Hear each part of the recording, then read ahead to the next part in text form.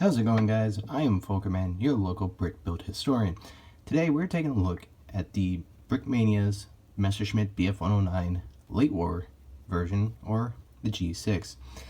So this one's going to be a little different since I've already done a video on a different Messerschmitt from Brickmania, the Bf-109E model, or the Battle of Britain model.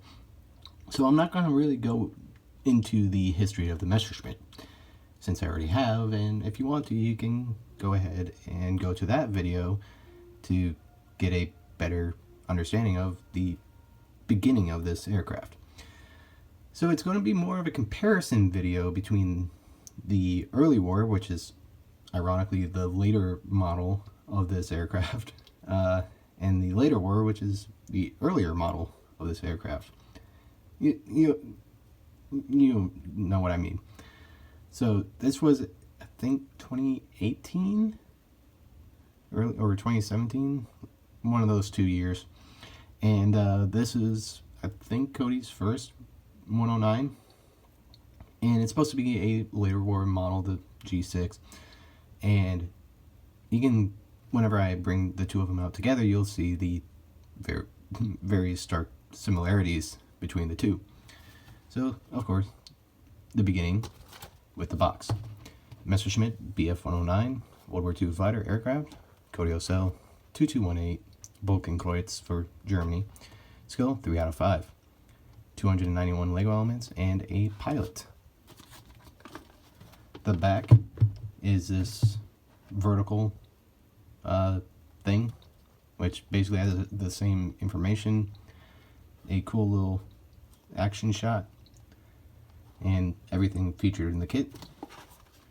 And this one is number 597, which I didn't know Brickmania would ever make like that much of one kit. Looking at the kit itself, it's a nice little kit. Fits in the hand perfectly. Also, if you see me put my finger in front of the camera, it's doing this weird destabilization thing, and that's how I stabilize it. Just a little meta. But this is a nice little kit. You can see the clear, like, side profile of the Messerschmitt, which is like this weird, like, curved down, like, from the nose, and then it curves into the forward part of the cockpit. I mean, of course, it's a razorback, so from the back it goes into the tail section here. Got the late war colors of the dark green, dark gray, and light gray, with the bottom being primarily light gray. You have the Bolkenkreuz on the bottom. On the top, which these stickers are a pain because it's 4 separate stickers, and you can probably tell that they're not all even, but I didn't want to spend the entire time trying to even out these stickers.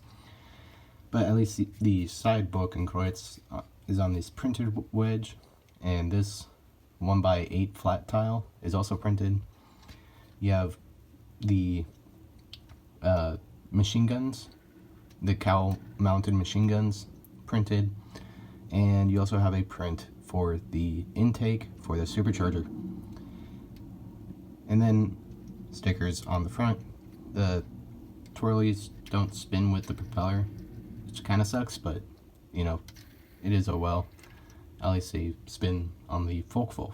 So other than that, it is a very, very fun kit. And you know, I kind of want to see Cody do either a new Folkwolf or a new Messerschmitt, or maybe even go into the realm of something like a Dornier or other German planes. I know Brick Veteran has the Bf-109 from NK Custom Bricks, which, you know, since I already have 2 109s of the same, I think the NK Custom Brick's supposed to be the G6, which is this one, so I don't really want it. But, you know, if you want one of those, you can go ahead and grab those. But, you know, fun little kit. if you can find one, I found this one on eBay, thankfully, because I really wanted one and it showed up and I bought it immediately. I think it was one of those where it's like buy now, and I didn't even question it. But let's take a look at the two kits together. So one thing is very, very similar is the back end of this aircraft. It's got the same exact technique going back. The only difference is this has the little claw grip back there. Other than that, this back part is the exact same. They changed the screwdriver for a knife with the antenna. The cockpit is the same exact brick built configuration. Really the biggest difference is in the nose and the wings. So the nose here is obviously smaller, while this one's bigger. This one, the reason why the G-6 is bigger is to fit these MG-131 13mm machine guns, and also to fit a 20mm or 30mm if it's a U6 configuration cannon in the nose. So it's a little bit longer, probably by one stud longer, I think. You have the oil coolers in the same spot, or actually this one's moved forward, but they're both underneath there. You have I think those are the radiators, and then the oil coolers are underneath the wing. You have the intake for the supercharger, which, if you followed me for a little bit, you understand the fact that I pay a lot of detail to stuff involving engines.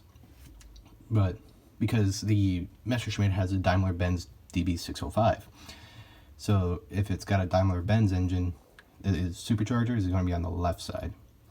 And the E model here has a more square supercharger intake because that's what the E models had.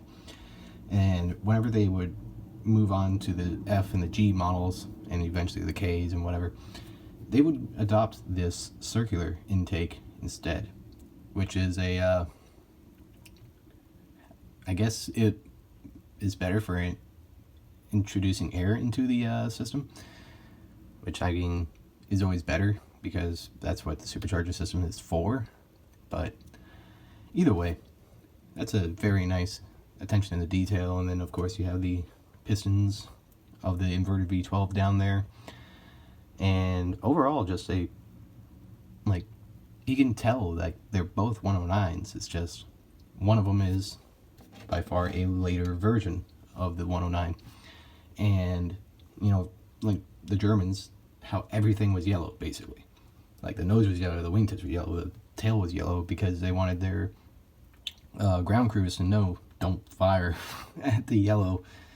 And eventually they were like, we really don't need that much yellow, and they opted to put it only in the bottom part here, because yeah, it's good for the ground crews not to see you, but it's also really good for the enemies to see you from miles away. So they go for more camouflage and only the bottom part to the ground crews, because guess what, the ground crews see the bottom part more often. Kind of makes sense. But having these two next to each other is kind of like whenever having my Door 9 Focke-Wulf next to my A8 Focke-Wulf, and hopefully I can find an F8 Focke-Wulf to add to my Lego Waffe, as I like to call it. Also, I need to find an HE-111, but who knows when that will pop up. But either way, sorry for the camera difficulties. It's starting to act up on me. I don't know why, but I don't have any other choice in the matter. If you like these kind of videos, throw a like, comment me anything you want.